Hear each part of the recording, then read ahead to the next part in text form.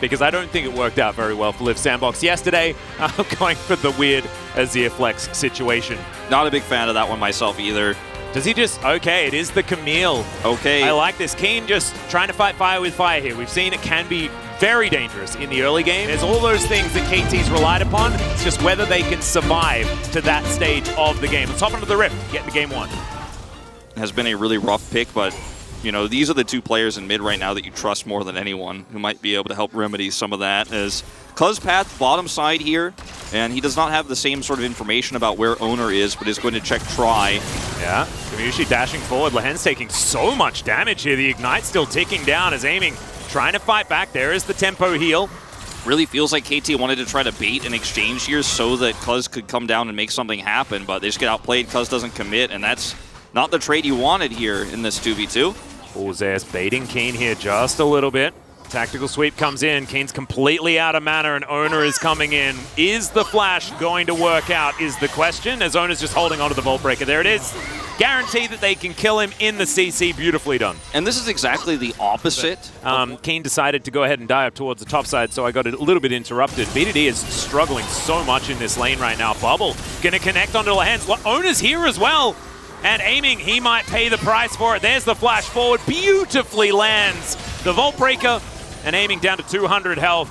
This is all going wrong. Oh, Extendo! Yeah, that was, I mean, Keen needs 2 items before he's really happy about any situation in this game, as Faker turns back up into this mid lane. BDD's going to look for the sweep, gets the flash out of Faker there. You're still going to have a hard time killing him, and you don't want to commit your flash. You're just hoping for an overextension here, as Cuz just has to be here so that Aiming and Lehen's don't get dove further. Well, there's the Vault Breaker onto Cuz. Cease and desist comes through as well, as Tidal Wave is going to get the knock up. The Wild Growth is going to be there. Good bubble. Connects onto Lehen's. Is now Cyclone going to be there. Owner diving forward. BDD and Faker fighting towards the top side as Gumayushi. A lot of damage on Aiming, who does ult, and immediately T1 get out of there. Don't want to give Zeri her certification as Lehen's. He has to flash. As now KT, can you do anything here? Kerry is flashing onto them. The ebb and flow value is just absurd. And that is going to be the 3rd kill here. Carrier picks that one up. Now Aiming, I don't know about this one, as that's a real dead Zeri. Empress Divide onto Faker underneath the turret here. One shot will come forward as... Yeah, and he's just pretty tanky, man. Zeus is also winning at the same time, by the way. Then they just dive the bottom turret and get the whole thing and get the kills. They get the kills anyways. Carrier takes some of the way. Great ebb and flow here. But, you know, at the end of the day, the T1 are still winning topside. You can see the Gnar on the top. And then Faker comes back to mid to try to catch BDD, survives. And already. And now Owner, when they group up, guess what? He's here too. Well, they do know exactly what's going on. There's the Cyclone. Cease and desist comes through as Owner's going to flash immediately. Cuz dives after him, but he's going to take so much damage. Zeus, can you find it? Emperor's Divide gets rid of him, but it's too late. They trade junglers for now as Aiming and Lehen's trying to stand their ground against the T1 bottom lane. A 1-for-1 for the losing side is generally better. Faker just crashed 2 waves of minions into that inner turret on bottom side during that entire fight. He's like, yeah, you guys are maybe going to trade 1-for-1, but we're getting more. Well, Aiming's going to try and skate out of this one. There is the Wild Growth. There's BDD's golden under a turret. That's a Gnar. That's a dead BDD on the Azir. And Azir starting to continue to feel real awkward here in the LCK. As, yeah, Bear drops on top of the Scissor Legs lady, and it's just, I feel like the game's done. Well, it is done. It's been done. For Cuz has to sit in that Tri-Brush. Oh, this is cute. They actually want the inhib to go down so that they can farm. It's the freak inhibitor where there's a whole 20-minute video about why this is the right move for KT, but we'll see if it gives them some free farm here to try to slow this game down. Watch Faker in the bottom lane while all this is happening, as Cuz has to flash for this, and it's a trade of junglers. But Faker's just pushing waves in. Keen shows up super late, and if this is more coordinated from KT, maybe you get 2 kills here, but it's just so disjointed. And yeah, this is... Sometimes you just get chased down by a mini now. He's got no money. He has no gold. He has to stopwatch here, and he's still doomed. Like, Keen maybe could have pushed for a bounty. They're going to contest. Well, Faker is going to go golden. There's a Tidal Wave, gets a lot of value. Cuz going to go down first here. Cease and desist, I believe, was onto Cuz's clone. Doesn't matter, guys. Keen going to take a fair bit of damage. T1 still rather low, apart from Zeus, who's just doing a 1v1 battle with the Baron. The Tibbers is actually getting so much damage done. Tibbers is so mad. Here's Owner, and he's just going to clear out some vision, and we're just going to take all of the structures here. One Nexus turret remains, because, yeah, just going to get jumped on by Zeus, and they're just continuing to walk around in circles. There is no actual good choice to make here for KT, and therefore, like, even if we say, like, oh, KT, go for a fight, yeah, but they can't win anything. There's a Hex Deck ultimatum into the backline. Gumayusi just going to press the culling button. He does get polymorphed as Cuz tries to dive on top of him. Decent CC, but he's just going to get wiped out. And T1 are going to go for the kill. They back away from aiming. They do actually respect this Zeri quite a lot. As we can see, Sundisk was put up. Zeus has TP, so he could just return. Well, BDD, can he be the hero? He does manage to wipe out the Lucian. Now Carrier's going to try and swim away from this. Aiming, fighting as best he can, but Faker, he's a tank, guys. He's a raid boss, and Carrier's going to get yet another kill. 3-0-6 here on the Nami. And it was a valiant attempt there from KT at the very end, but they're going to need more than this if they want to take down T1. Game number 1 of the Telecom War of our Saturday Showdown is going to go to T1. Because Aiming couldn't farm mid. He couldn't do anything this game. No, he couldn't. Bidity did a fair bit of damage here. In fact, the most in the game, but it didn't matter at all, guys. It was completely irrelevant. I wouldn't even say it's necessarily fun. Like, this is the kind of games we've been seeing from T1 all season. It looks like it's going to be Gragas mid with the Gwen here going top side, and BD playing this Gragas into the Annie mid. As we mentioned before, we need KT to actually turn up today, and Game 2 could be their last hope for doing so. Yeah. Also, you know, just with how Casante's Qs work. Okay, hold on. Faker. Well, there is the flash immediately. Body slam flash in there as well as Faker gets taken down very low. There's the flash from Cuz, and first blood goes to KT. Well, that's one way to get a lead in mid. You know, just an early level 3 gank from Cuz. 2 flashes for 1, but you'll take that amount of control. You get the early teleport here now from Faker. True. Right, like he's an 80 carry that, yeah, he's got Chains of Corruption. His owner is going to find Cuz here in the jungle. He's a buy. He's very happy to take this little trade as Ward goes over, and Piercing Arrow going to connect. BD able to help get Cuz out as Kerry's just going to chase after him. Hail of Blades does a heck of a lot of work, and there's the last order. Thanks for the blue buff. And this is such an easy call for T1 to make, to just force this, because the back timing of Aiming and Lehens is telegraphed. They know they've backed. Lowest kill to gold lead ratio in the LCK, because to just win off of the map. Only gets over the wall, and Cuz is, yep. Now they've got group up for this second Drake here.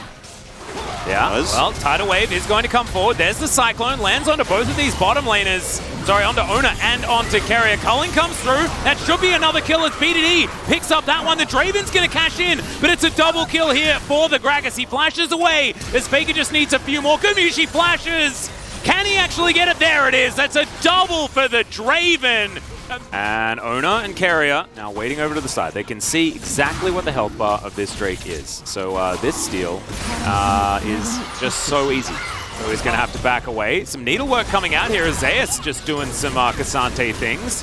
BDD fighting against Faker. Good little belly bump. Gets a bit of value here as the Cyclone comes through. Cease and desist comes down. There is the Whirling Death. And Gumayusi's going to get yet another one. That is a killing spree here as Owner gets over the wall. There's the flash from Aiming. He wants to play this aggressively, but Owner, he's down to a sliver, but he will survive. He's trapped and he goes down, and then there's a control ward, there's a regular ward, buys over the wall. They do not even know. This is just elementary steal here. I mean, it's not even a steal. Like, actually, this is just T1's Drake. Because they can just time it. 1, 2, 3 is the call there in the comms, and this is what you do, where you time it with Varus. We've seen this team do this so many times, whether it's support or AD carry. And then this is like the Cyclone on the Gromp. Oh, such a tragedy here. Yeah.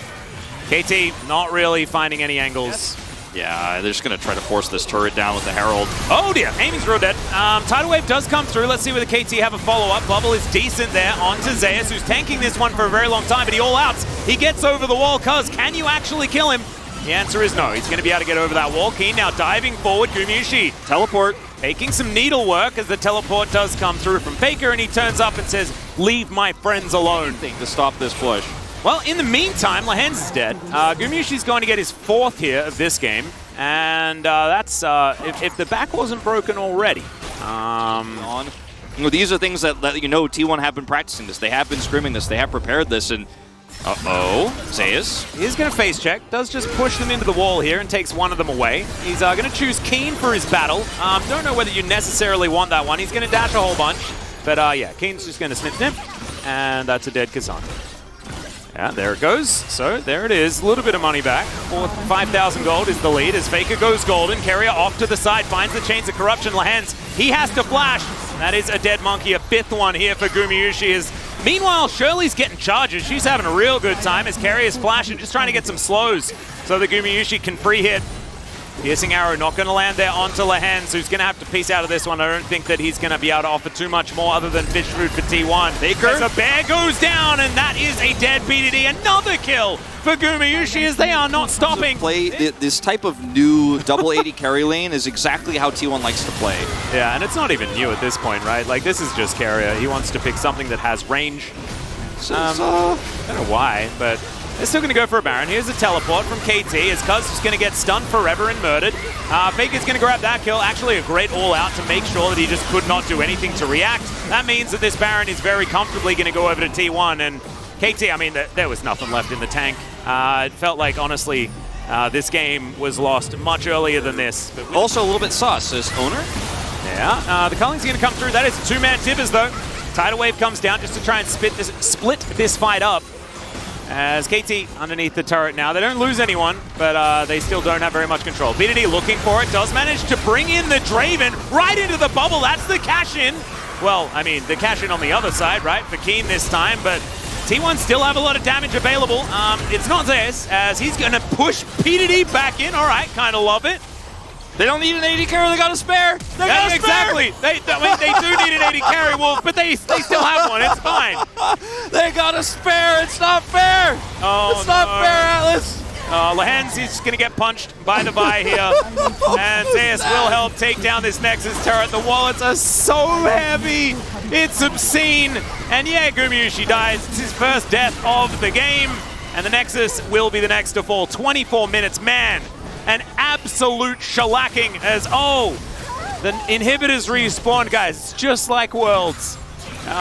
Except not in any way. Completely different. All right, let's see. Where's the angle here? Keen can TP. All right. He's going to go onto the Baron pit. Yeah, this is BDD making his way in. Cuz just trying to keep tabs on everyone. It doesn't actually Keria is dead, yeah. But that means that the rest of them do make it out alive. And it's like almost all of the gold lead is in this bottom lane. It's actually insane the amount of value that they've got as Keria is going to get the Chains of Corruption onto Cuz, and he's going to go down. Owner goes golden there as well to avoid the culling damage.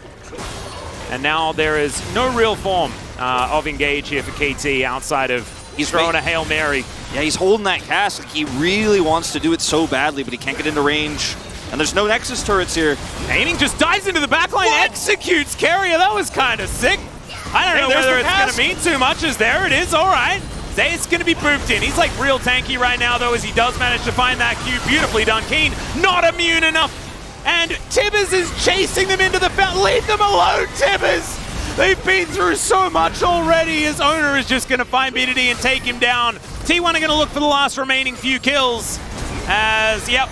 There is Gumayusi flashing onto the fountain, and that might be enough as get revenge for Keria and then call it a day. Nexus goes down 2-0 for T1. You know, leading into this week as T1, you're like, oh, this telecom war is going to be tough. You know, T1 comes up against a KT roster that in the previous week was looking so on fire. I think you're probably feeling a little bit better after that D+ series, but yeah, weight off your shoulders here in this Saturday showdown. A dominant performance here from T1. Yeah. Thank you very much, guys. We are here joined by owner Keria on the side of T1, the leaders of the POG standings of the LCK Spring Split. Another win goes to the side of T1. You guys are on a 7-match winning streak, and also on top of the LCK, how do you feel? I know a lot of people were so hyped about this telecom war. I'm so happy with the clean win, and also happy with the fact that I got POG, but it's a little bit annoying that the guy standing next to me is keep getting POG as well, so he's like not letting me be the solo leader of the POG. Same, I thought KT is a very strong team, and I'm so happy that we're able to, you know, make our fan pride and also our team pride by winning this telecom war. But after I found out owner won POG in game number 1, I was feeling a little bit worried that I might not be the POG leader, and then I'm so happy that I got POG in game 2 and we are tied for the first place. And Owner, you played Vi for 2 games in a row into Wukong. Is there any specific details you want to let us know about this matchup? I prefer playing Wukong, to be honest, but right now, jungle is all about, you know, how your bottom laners perform. So it all comes down to the bottom laners' form. Indeed.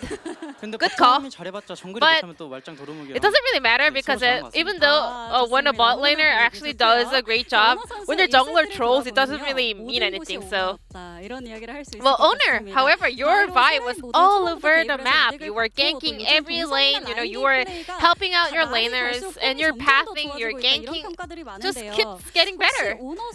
So, Owner, is there any specific player that you actually look after and learn from? LPL, you know, and when we're not having any matches, you know, I just watch LCK, LPL, LCS, LEC, other regions in order to, you know, learn from other junglers how they, you know, path early on, and it really helps me to get better. And then, I think you will just keep getting better and better throughout the season. You are tied first place for the PUG leader. A lot of people are already, you know, saying that you are the LCK first team jungler. So how they rate your performance today? I mean, like perfect, I would say. So I heard like T1 gives you a great job sticker to the one who's performed really well. How do you think you have accumulated so far? Pretty much near to 5,000 stickers. In Keria, early on in game number 2, you flashed forward in order to secure a kill. You know, you were playing as if you were an AD carry. So how did you feel about the early 2 kills in game number 2? Well, yeah, the game is pretty much over. Looking at the matchup, you know, as long as you get early 2 kills, the game is over. It was a very volatile matchup. And then in game number 2, we already had another T1, some switcheroo going on. You know, Varus support was unleashed, and we had Draven Varus comp for T1 spot duo. Is that something you guys prepared?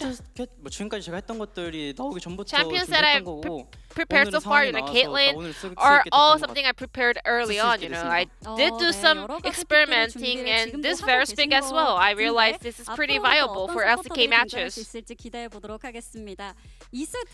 then, game 2, I think Keria Owner's team play was so on place, especially with the Dragon still. We were able to get a listen into your voice comm as well. Do you guys actually like practice in screams too? I mean, like, not specifically in screams, but we've been together for such a long time, you know? And yeah, that's it. Because now we have such a solid teamwork, we get to showcase a great, you know, team play. And then, now we want to test it out, if it's true or not. So you guys gotta win today. What are you gonna have for dinner today? Let's check out if you guys are on the same page. On the count of 3.